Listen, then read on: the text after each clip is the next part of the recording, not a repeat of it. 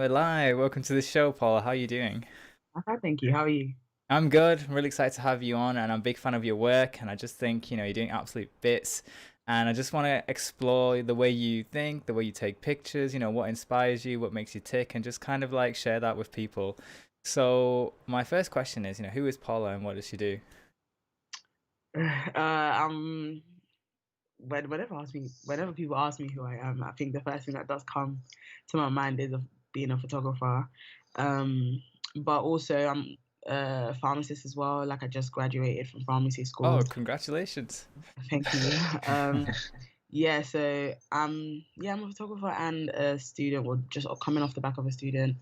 And I'm also an aspiring director. I also want to get into directing a lot more than I have, so far. So yeah, that's basically what I do. There's a lot of stuff you're juggling there all at once. Does it get a bit chaotic sometimes? It definitely does. I mean, even recently I started doing radio Yeah. uh, with No Signal Radio. They're a Mm-hmm. new black-owned radio station that popped up during this quarantine, and yeah, I started a show on there that I started on Instagram Live initially. So it does get a bit hectic, like juggling everything, and Oh my God. I'm about to start full-time work with a pharmacy because I'm doing my training year before I get into freelancing. Um, Yeah. so it's gonna be a bit of a hectic year, but Yeah, I feel like I'm especially in the current climate, doing pharmacy and photography at the same time. yeah, but I feel like I'm pretty equipped for it because during university is when I started my photography journey, and my course is extremely demanding. Like it was 9 to 5s pretty constantly and all that kind of stuff. Yeah. I've learned the art of juggling pretty well at this point. Yeah, I can imagine. And I think that's just today's like creative package. You're always multitasking. You're like a professional multitasker, and it's always good to keep your eggs in lots of different baskets rather than just one. Definitely, yeah. That's so cool. So let's just jump right in then. So like starting a journey into photography, you said you started at university and you also do, your pharmaceutical stuff. So was photography like an escape for you, or was it just something you picked up on the side? What was it like, and when did you start? So with photography and visual arts in general, like I've known I wanted to do it since I was a kid. Like I remember both my parents loved the cinema. So I grew up going to watch movies all the time, all that kind of stuff. So I fell in love with that world pretty young. And when I, realized that female directors were a thing that happened, and women did pursue being in the visual arts, I was like, okay, Mm-hmm. yeah, something I definitely want to do. But it wasn't something that you think you can actually make happen because it like Hollywood and all of that Yeah. Western They always concept. glamorize like, the main chiefs in Yeah, command, which tends to be at the time a lot of male directors or like, and now it's a lot more because of us, I'd say social media. Like you just got a lot more exposure on lots of like diverse creators now. yeah. So that's kind of it was kind of just a distant thought that I didn't pay much attention to or think I could really go after. I mean, I did start taking photos on my iPhone when I was around 15 and just posting them on my Instagram. It was just a bit of fun for me. But when I started university, it and things started to get really tough, and I was like, "Oh, I don't actually think I want to spend the rest of my life being a pharmacist. That Mm-hmm. I need or do all of that." That's when I was like, "Okay, so what is it you do want to do, and how are you going to make that happen?" So around my second year of university, that's when I was like, I picked up the camera. I was like, "Okay, let's try learn this, and Mm-hmm. um let's try and see if this is something I can actually do." Um, Initially, I didn't think I would make anything of it, mainly because it was, like you said, a form of escapism.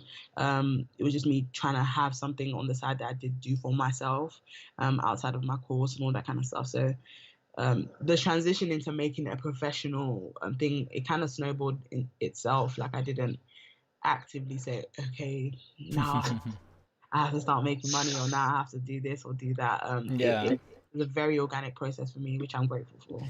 That's good to hear because I think because of how attractive the job of being a photographer is now and all the incentives you get with it, a lot of people think that the incentive has to always be like money driven and as fast as possible. But seeing like your work, there's so much process behind it, and there's like concept, there's visual arts, like you're saying. I think a lot of people like forget that not every single piece of photography has to be incentivized by money. I don't know what your thoughts are on this, but like some of my best work has just been from pure passion and just collaboration and things like that. 100%. I think it was a thing. what I've realized now that I'm a bit more into the professionalism of it all, is that if I want to shoot something, if I want to actually create, I'm probably going to be doing that for free and just for myself. Um, you're not going to really be in the space to create the things that you want to create, or the story, or, you know, make the Hmm. story you make. Um, because the client asks you to, because the client, they have their own vision for whatever they Yeah. want. Just there to kind of facilitate that. Yeah, Um, and I guess if you're being a full-time photographer, that's something you got to take into account, and that's totally yeah, fine. But it's good to give yourself that space so you can explore your own like yeah, work as well. I definitely urge like photographers to just, you know, if you've got an idea, just shoot it. Find models, find, you know, stylists, creative directors, whoever you want to work with, and create the stuff you want to create. Because I think, like you said, some of the best work definitely just comes out of that Yeah. desire to Oh, create. 100%, 100%. I think that desire, like, it speaks volumes in your work. So let's jump into some of your work, and I just want you to kind of like break down to me like how you go about in terms of, you know, where does the process start? Where do concepts start, and how does the journey start of you actually thinking of an idea and then it ending into like a final product? Like, what is your thought process behind it all? Do you know what? It's for me, it's very odd because sometimes it's based on a face. You know, I see a face or somebody on Instagram or wherever, and I'm just like, oh, there's something about this that makes me want to just make it bigger, or, you know, build something off the back of whatever I feel like this person's story might be. So I think a lot of the time that's how what it happens. But for me, like I've always said, there's something about just capturing one black people in our just in a trauma free environment, and then furthermore capturing those like sunset moments in our lives and in people's lives, that is just like, this is who this person is, and this is them completely relaxed, completely, you know, feeling themselves and feeling the situation. So I think like going into a shoot that I find to be more creatively driven, so maybe not like the concerts or all that kind of stuff, but more intimate one-on-one stuff, it definitely comes from people and like the stories I feel like need to be told within the black community, um, and just the faces that need to be pushed forward, and that the sunset moments that I really want to capture. I mean, a lot of the time I go off feeling as well. Um, Yeah, yeah. see, like I could be like in a car or something, or on the train. I remember being on the train once. I think I was on the underground, the Bakerloo line, and I was just looking around. I was like, yeah, something has to happen here, and that literally birthed one of my shoots. I just go on a whim, really. Like I see something, it literally could be the most obscure object, or I could just be at a location and I'm like, yeah, the light is hitting, you know, what, Yeah. not that I just want to make it something more. So yeah, So and I just, you're inspired by a lot of different things like locations and, you know, a vibe, a feeling. yeah, definitely. And also, like, I watch other people's work, and I'm somebody that absorbs other people's content, people that I look up to, people that I think are better than me or have way better ideas. I, you know, look at their work and I'm like, I draw inspiration from that, or I see something they've done and I think, oh, if they took this, if I took this Mm-hmm. and made it something else, that's my own idea now. So Yeah. it's definitely That's like a bounce off that's effect. such a great like idea you just mentioned, because, you know, I think we're all inspired by like each other, and I think it's important to bounce off ideas and find our own way to like create original concepts. And I think you have those essences in you. Like when I looked at your work, like, oh, I don't know if you like if you're a fan of like films and things that I remember you saying, but like it really reminds me of like films like Moonlight, where they're really trying to show people like in those vulnerable spaces, and like the film takes so much like attention on like lighting and like the characters and like their sort of like personas, and it's you Yeah. really show a lot of like those authentic moments in people. Yeah, every time somebody mentions Moonlight to me, I get like literally, I could Yeah. get just emotional because it's that film. I remember the first time I saw it. That's when completely propelled me into a creative space, um, because everything about the way it was captured and everything about the way it Mm. was put together, the topic itself, the gentleness at which the storytelling was approached is literally everything I've ever wanted to encapsulate in my art. So I do remember like first watching that film and I was like, yep, I'm doing this. Like it was like the final nail in the coffin for me, Yeah. telling me into like taking my art seriously and taking creating Mm-hmm. seriously. So And anytime, and you're not the first person, but like anytime he mentions that my work yeah.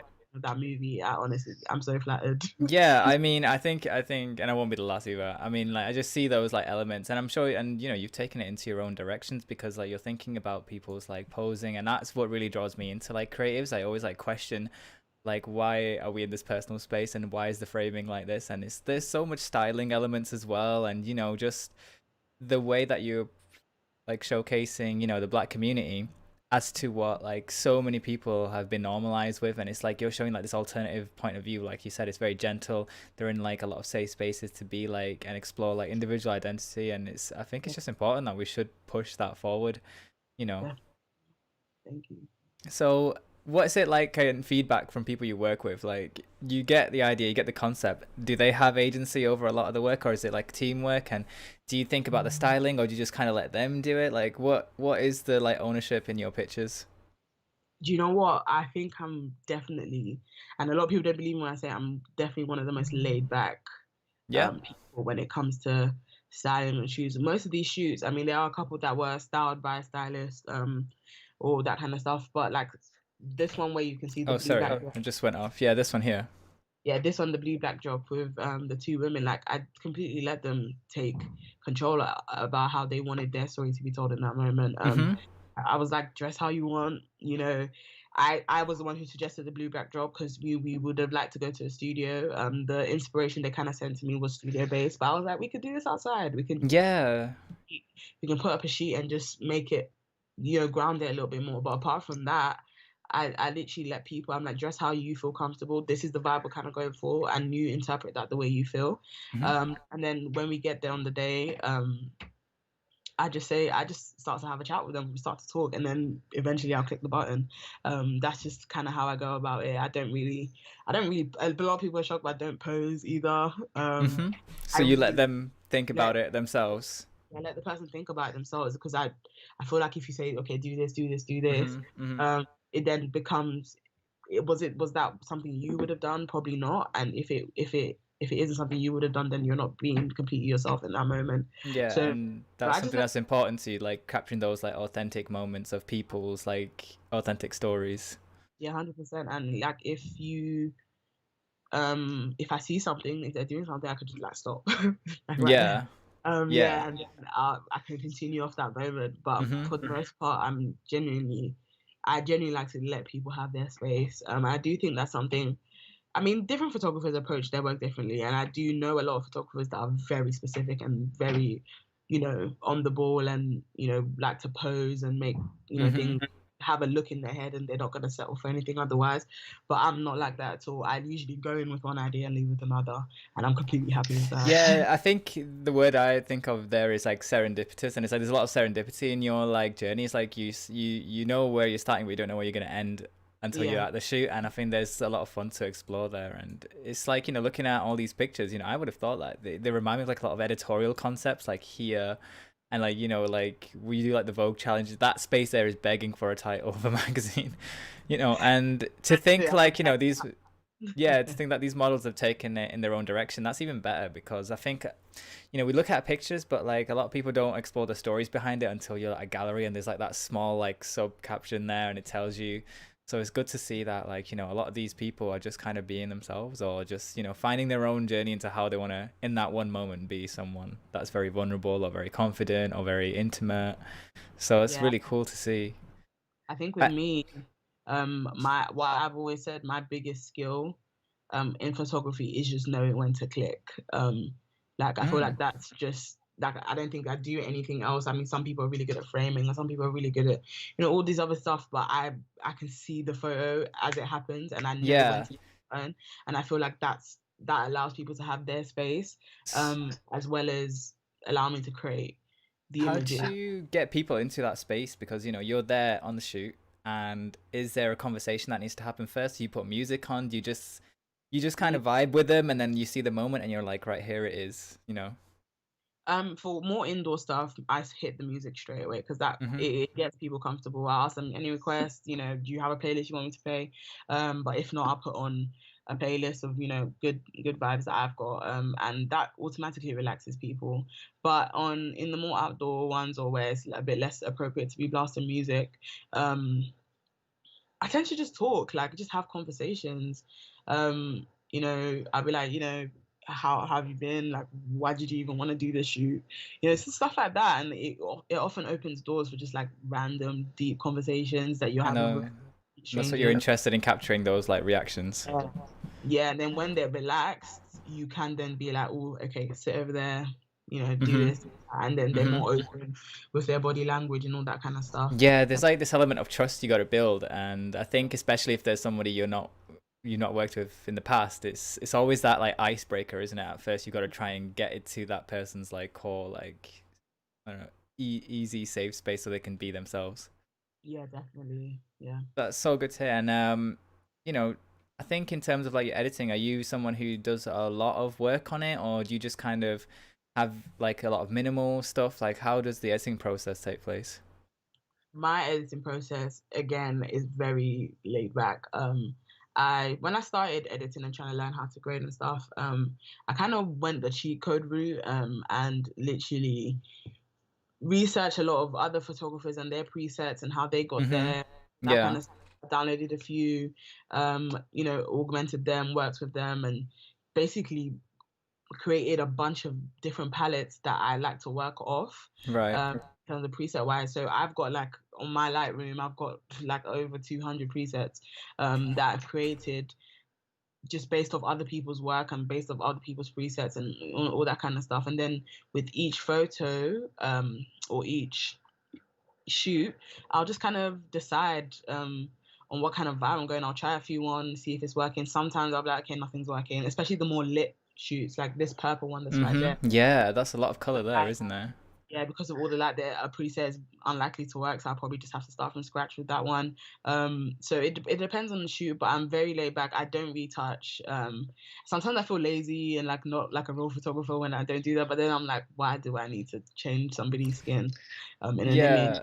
It's not actually necessary to Mm-hmm. convey the messages I like to convey anyway. And I feel like the way I like to color grade, especially with black skin, I like to bring out the depth and the richness and the color anyway. So Yeah, I yeah, was just about to say you're really good at, bringing out that detail, and I think a lot of people, I think it's good practice to learn how to like edit lots of different skin tones because, locations and how they have harmony and styling. And when you get to the editing process, you're trying to change one thing and it's like, oh, I didn't know that was going to happen, and the different outcomes. And it's like, you've yeah, taken the time to understand like how, the grade works with different styling and different skin tones.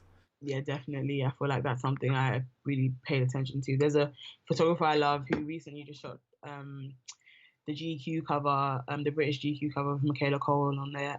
Christina Ebenezer, she's exceptional. She was one of the first Hmm. photographers I really saw. I think she shoots on film though, but she's one of the first Yeah. I saw that like she really brought out that sheen and Yeah, the the rich. sheen, that's a good word.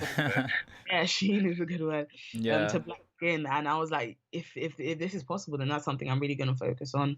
And even in my transition to medium format, I've taken the time to just understand how the film really works against darker skin tones and all that kind of stuff, Hmm. and Hmm. how I actually create the photographs in the moment and use the light and use my ISO and aperture and all that Yeah, kind of. 100%. Like that takes so much into account, especially when you're shooting outdoors and locating the weather's just changing constantly, and you just have to reposition and like re-angle people.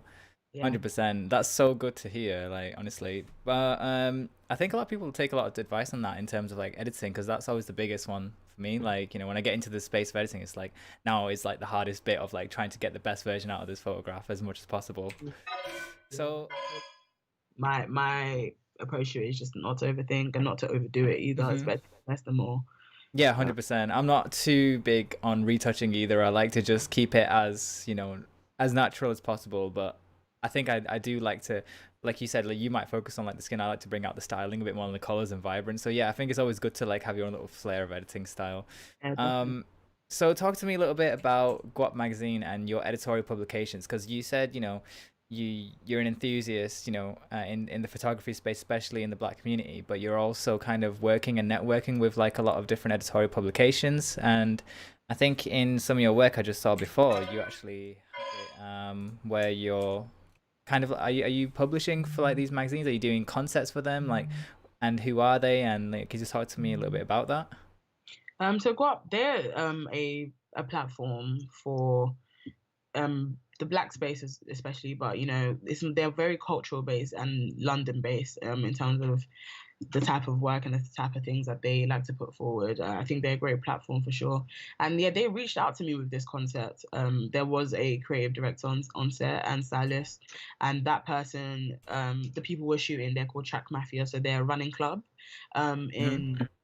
in London. So it was in collaboration with Nike as well. So it kind of was the track and the all of that kind of was fitting. But the decision to shoot from above, obviously because there was four of them, and I was trying to think of a way to really make sure that everybody got seen, all that kind of stuff. So I was like, you know what, get me a ladder.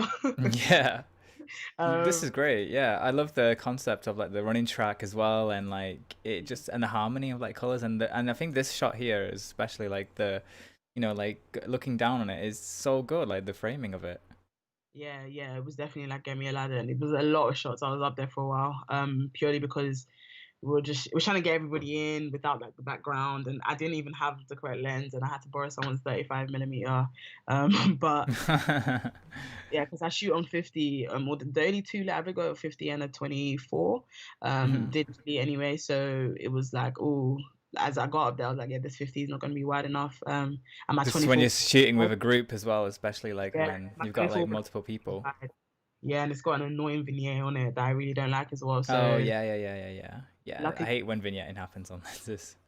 yeah, luckily the guy who runs the magazine or co-runs the magazine, he had a 35 millimeter on him, so I was able to switch that out, and he didn't get that shot. So they're just a really cool platform, and I've only done that one shoot for them. Hmm.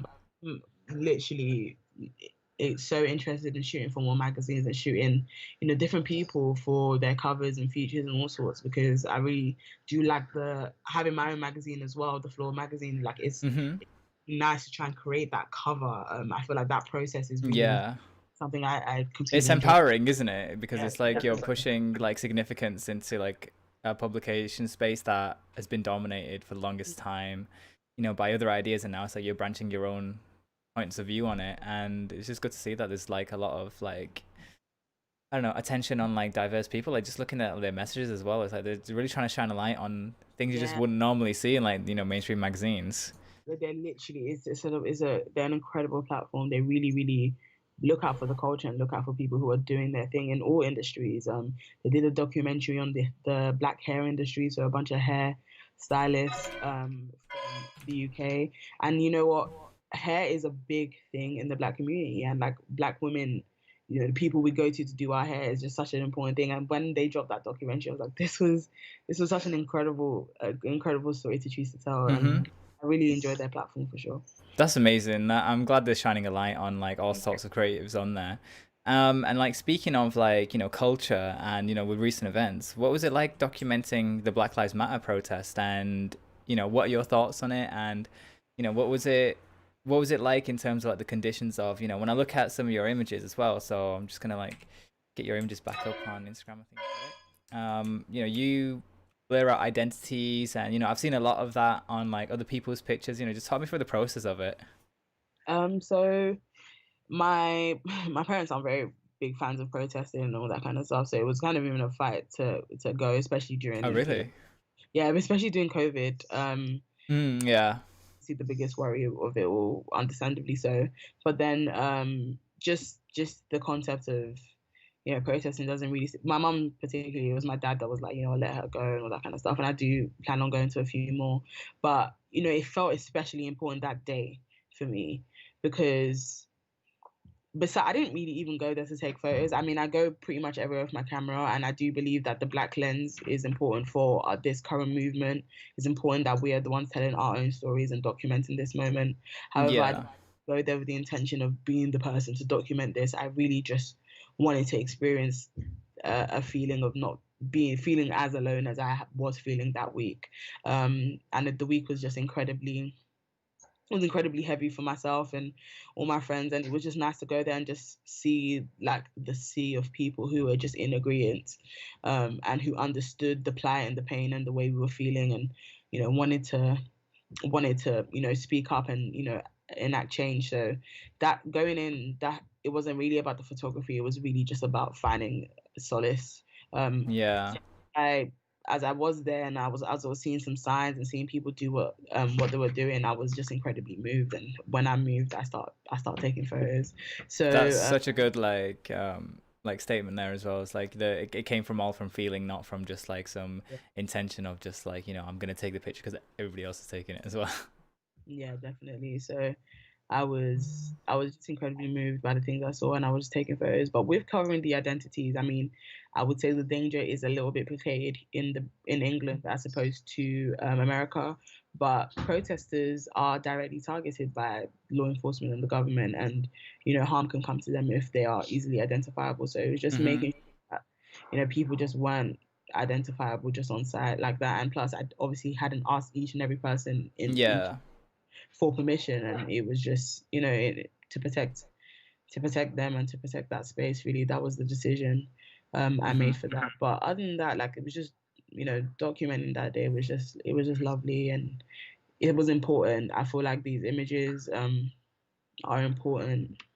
Yeah, they're timeless and it's gonna tell like a story like when you look back at it. And like I like what you said about the black lens because I think, you know, more black creatives should be telling this story as well. And I think, you know, more people need to realize that it's important for the voice to be heard from your, you know, authentic perspectives as well.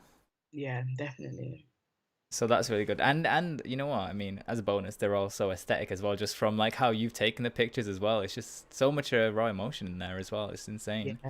it was Um, each image is literally something I saw, and I was like, yeah, that means Did you something. see like a lot of positive reaction from it? What kind of like feedback did you get from people?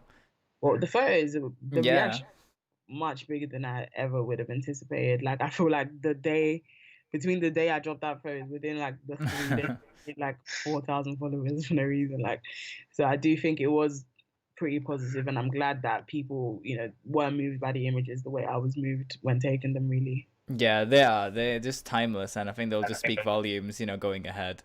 Yeah. 100%. So moving on, I just wanted to talk a little bit more about your gear because you did touch on it a little bit before. And what kind of gear do you use? Are you a digital person? Are you a film person? Are you both? What kind of lenses? I've become both as of recently. So I did start off. My first camera was a 700D on the kit lens, the 18 to 55 kit lens. Then I got a 5D Mark II with a 50mm, which that's my like go to if all Mm-hmm.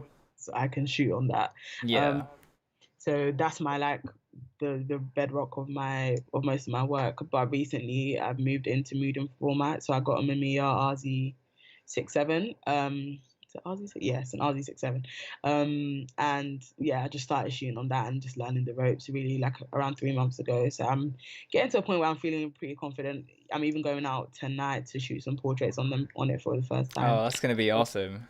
Yeah, just to see how that works and how that runs for Mm-hmm. me, and the feel of film. I do think the aesthetic of film definitely suits my work a lot more than digital was, and I feel like it will Mm-hmm. complement it and enhance that gentleness a lot more, which is why I was like, you know what, that's something I should start learning and going into. And I do like that film just requires less post work and more. It's more about the actual The process, yeah. the moment. That's Yeah. something I thoroughly love about photography, and like that Yeah. is always been like the core of it for me. So to be able to focus more on that than the post stuff, and yeah, if I want to adjust stuff after, I will. But trying to get it right first time, one shot Mm-hmm. is a beautiful process for me. So yeah. Yeah, it's really rewarding, isn't it? Because it's like you just overcome this barrier of like, oh, I've just had to learn all these like skills, and now it's like I got to learn all these conditions, and there's your picture, and that's how it's gonna be in that one moment. You can't change it. Yeah, yeah, and I do like the permanence of that. It makes you very particular, and it also means that I really genuinely only click when I feel it, Mm-hmm. and I feel like completely refining that for me is gonna really make my images much better than I feel like they already are. Because with digital, at least if I click now and I'm like, oh, I'll click like 2, 3, 4 more times just to make sure Yeah. shot. But on film, I can just be like, yeah, this is it, and hit it once, and yeah. Sometimes it's good to give yourself like challenges to work against, and I think with film it's like it forces you to think about your process a lot more rather than being so complacent. Sometimes with digital where it's like, oh, I've got unlimited shutter, I'll just keep blasting it Yeah, until the SD card runs out yeah, and just definitely. hope that I've got one shot in Yeah, focus or something like that. You know what I mean? It's insane. Well, that's good to hear. So 50 is your main go-to lens, yeah? yeah, that's what I mean. That, yeah, especially when you're shooting portraits, I think that is like the ideal. Like, everybody just loves that like focal length a lot more. So you do a lot of photography. Have you ever thought about delving into video as well, or is that something? Because you said you're a writer and you're thinking about the directing space. Would you ever consider going into like video and visual arts eventually? The things I have directed a video. I have one under my belt. I did it for Jazz Karis. She's an amazing R&B artist in the UK. It's on my site if you go to the. Yeah, let's check it out because that sounds awesome. I do want to see that. So, let's have a look. Where would I have to go to see this? So If this you is. go to like the options, like the three bars on the left, I believe. Oh yeah, here we go. Yeah, the directing tab. There's just one video Oh, there. amazing, cool. Yeah,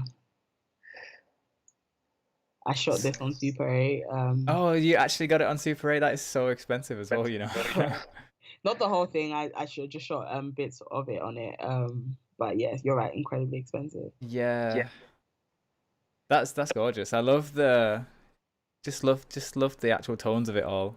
Yeah, it was like the song is called Summer Story, so it was about like a summer's day with a couple. It's really simple, very.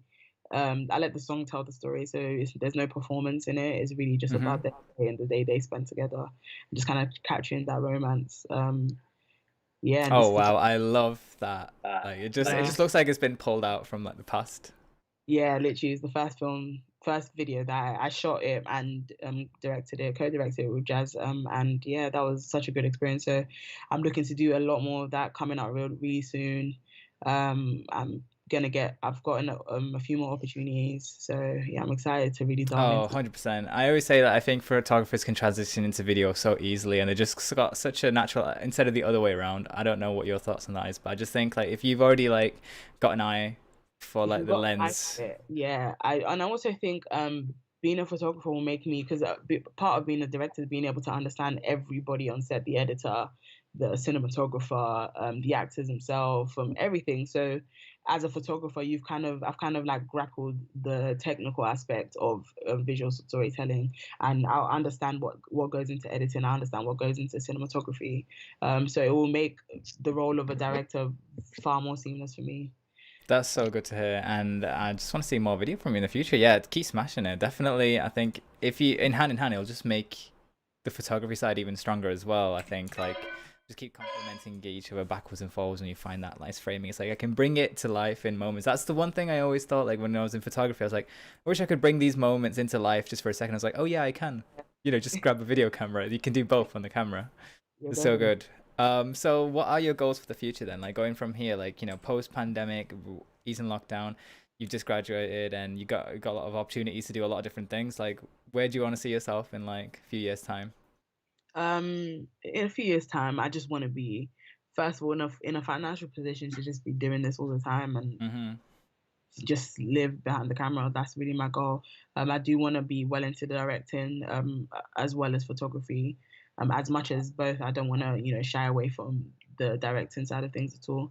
And I do feel like in the next couple months, I'll definitely be, shooting on a more commercial level, regularly. I do want to shoot campaigns. I want to shoot Mm-hmm. features. And yeah, I feel like that's really what's coming up for me. And by next year, in a couple years' time, that's going to be something I'm just doing for a living. Yeah, that's just really my goal. Yeah, 100%. That's the hardest bit, isn't it? Turning it into like a living because like photography is always seen as like a luxury, and then when you get hit with a crisis like this, it's like okay, everything's just shut down. What do you do? And now it's like Yeah. having to rebuild yourself back up. And what advice would you give to people who look up at you and are in similar positions? I want to also be a director in the creative space. I don't know what the conditions are like in London right now, but I know that it's getting better and like all across the UK, like everybody's slowly going back out now. Do you think it's a good time to pick up a camera and start the journey? 100%. I mean, even at the beginning of this, I was lucky to have just gotten my camera at the beginning of this. So I literally, I'd walk all around my area and just be taking photos and learning, and that was extremely cathartic. So I do think like there's never a wrong time or a best or the best time to, you know, create. You can always find a way to create. And even now, like as things open up, you can do one-on-one shoots with friends and all that kind of stuff. And I saw one of my favorite photographers, Vicky Grout. She recently did a I series. follow her. She's so cool. Yeah, she's ace. She recently followed me, and I got so Like, excited. oh, starstruck.